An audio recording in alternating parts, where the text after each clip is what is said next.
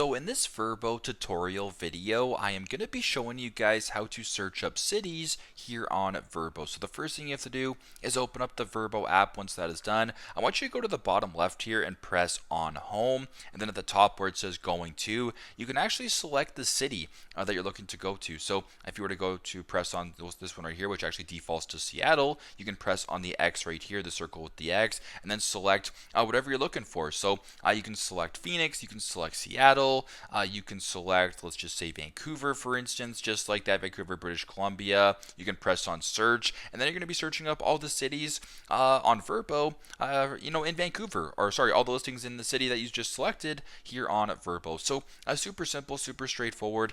This is how to search up cities here on Vrbo. Thanks again for watching, and I hope this video helps.